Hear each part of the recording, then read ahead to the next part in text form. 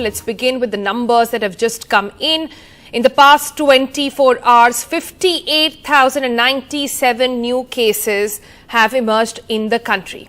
Our daily positivity rate is at 4.18% and weekly at 2.60. In terms of total Omicron numbers, that has crossed the 2,000 mark. Total Omicron numbers in the country are at 2,135. Recovered out of those are 828. But again, these numbers just said to be the tip of the iceberg, as many of the genome sequencing is still not taking place. Meher Pandey now joins us for the very latest. Meher, we are looking at these numbers. We are in middle of a third wave with practically curbs in almost all states right now. Omicron also spread across all states right now. So truly this is the starting of the third wave already. What we have to be really watchful for is now the hospitalizations that are taking place, right? And those who are landing up still on ICU, on oxygen support, etc. Take us through what exactly are the worries and the challenges in front of the healthcare workers as of today.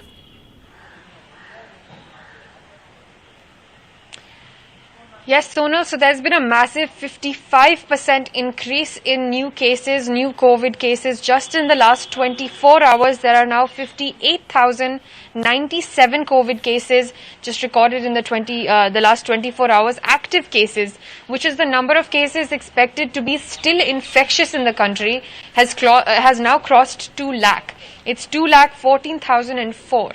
Now that number, the number of active cases, has been increasing very rapidly.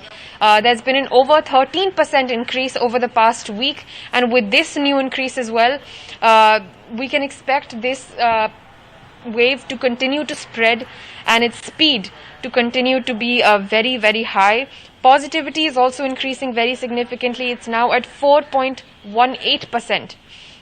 Omicron cases, there are now 2,135 Omicron cases, and there were just 243 Omicron cases in just the last 24 hours. But as you said, these are only the ones that have been detected, been reported, because genome sequencing is a very detailed, long process, and the labs, the network of labs is still focused in some of the bigger metropolitan areas.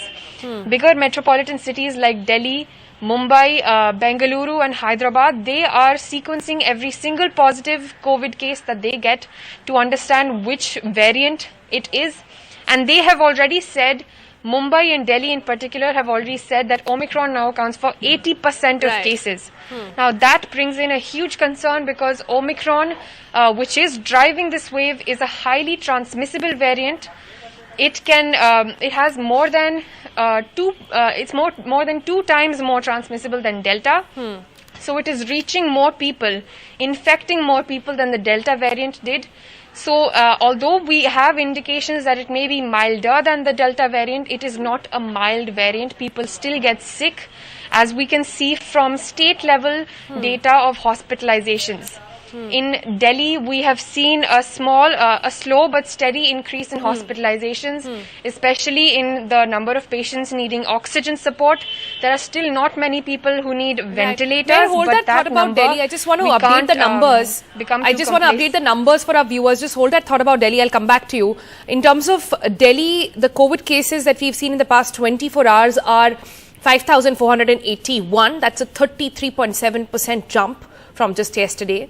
Private hospitals have now been asked to reserve beds for COVID cases. That means doctors are anticipating that more and more people will land up in hospitals. 40% beds in private hospitals, nursing homes for COVID cases. Weekend curfew has been put into place. But the worrying trend, Meher, in Delhi, along with several other places like Punjab and even Maharashtra, has been the number of doctors turning positive.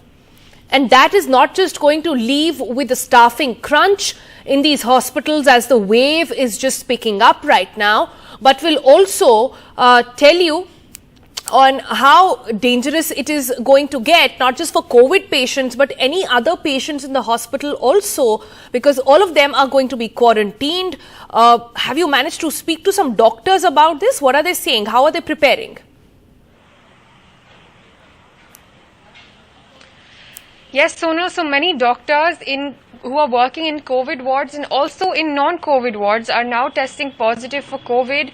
At Safdarjung Hospital, there were over 20 doctors who tested positive, and also in AIMS, there were some 15 healthcare workers, not just doctors but also nurses and other hospital staff who've tested positive for COVID.